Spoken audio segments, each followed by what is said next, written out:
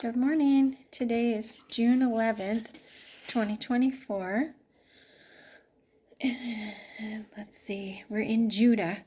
As for the other events of Jehoram's reign and all he did, are they not written in the book of the annals of the king of Judah? The kings of Judah.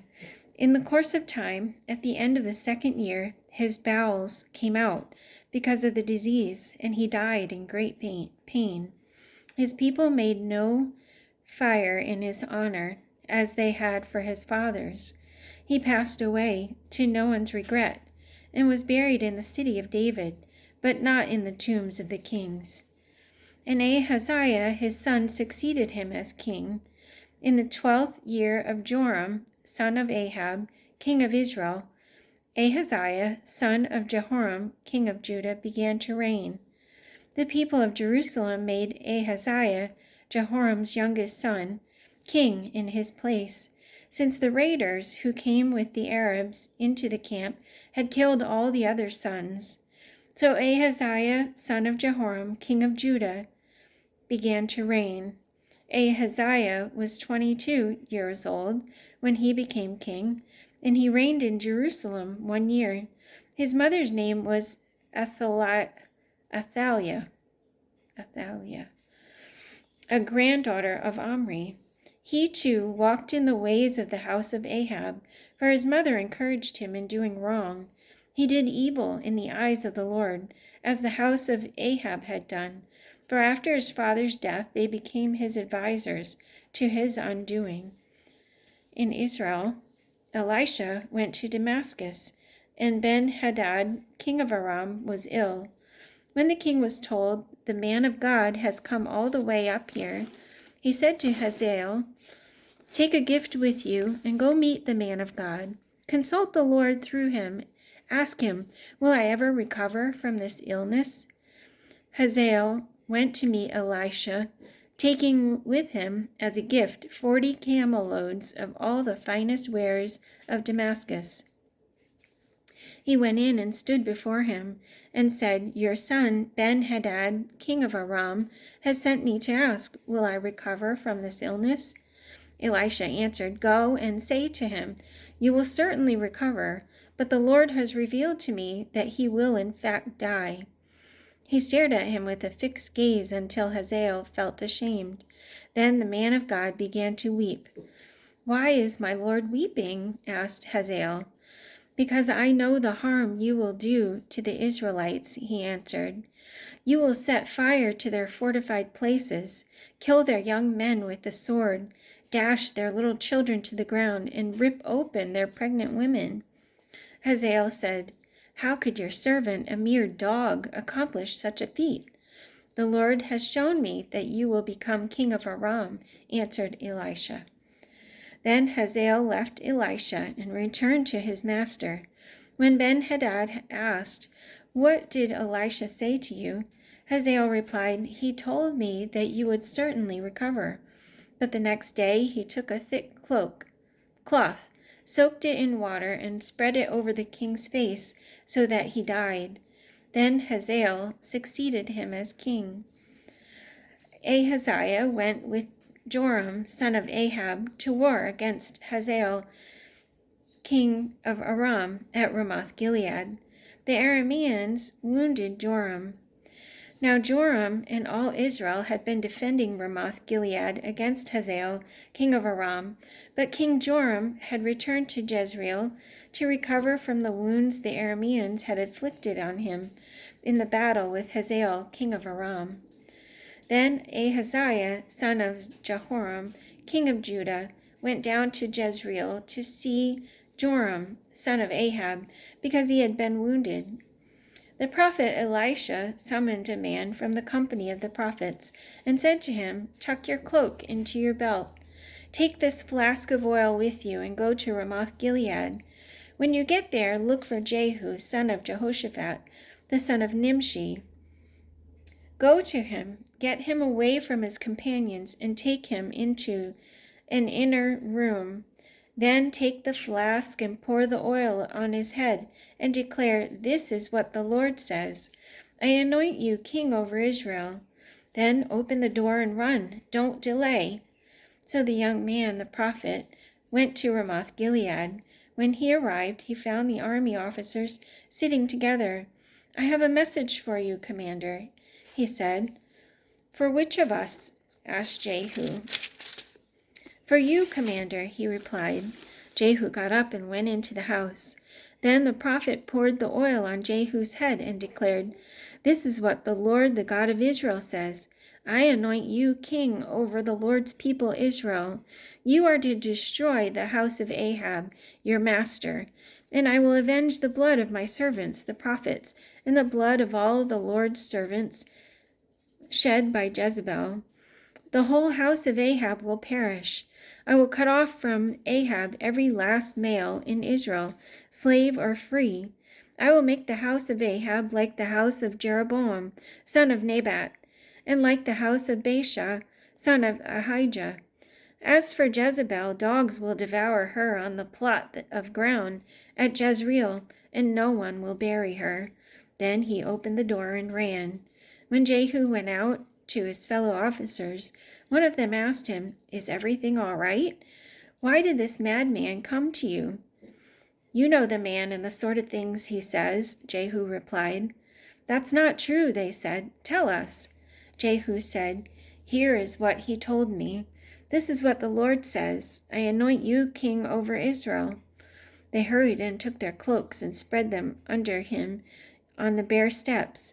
Then they blew the trumpet and shouted, "Jehu is king." So Jehu, son of Jehoshaphat, the son of Nimshi, conspired against Joram. Jehu said, "If this is the way you feel, don't let anyone slip out of the city to go and tell the news in Jezreel." Then he got into his chariot and rode to Jezreel, because Joram was resting there, and Ahaziah, king of Judah, had gone down to see him.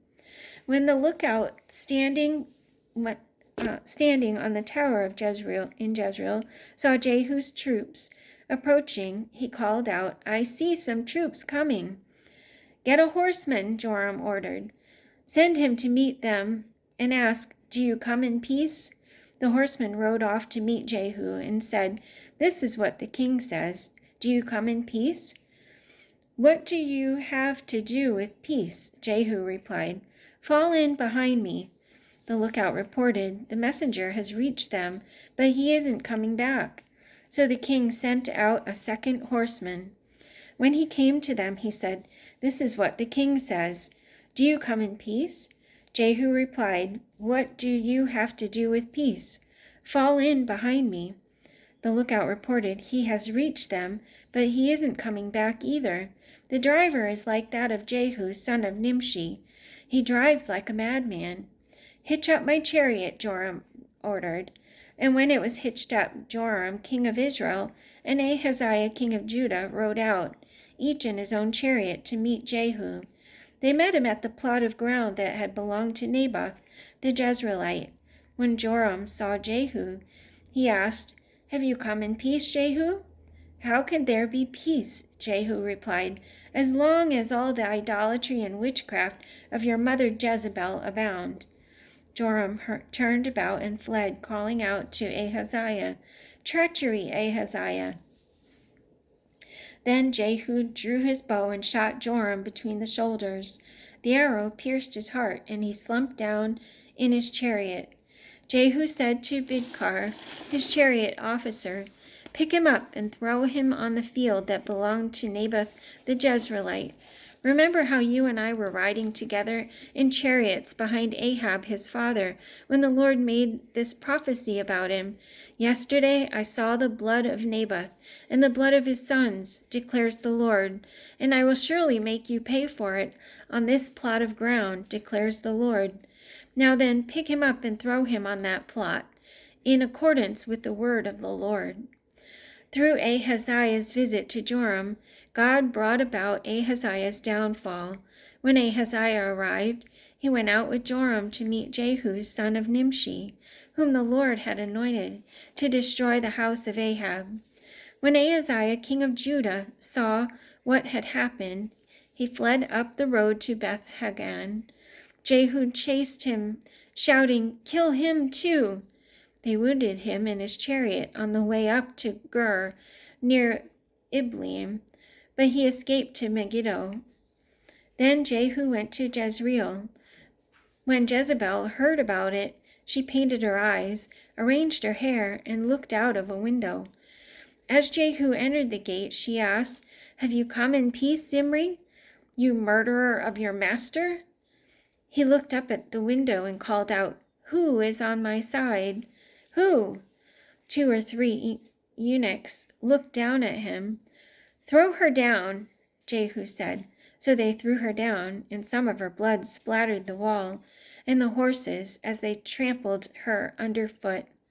Jehu went in and ate and drank. "Take care of that cursed woman," he said, "and bury her, for she was a king's daughter." But when they went out to bury her, they found nothing except her skull, her feet, and her hands. They went back and told Jehu, who said, "This is the word of the Lord, that he spoke through his servant Elijah the Tishbite. On the plot of ground at Jezreel, dogs will devour Jezebel's flesh.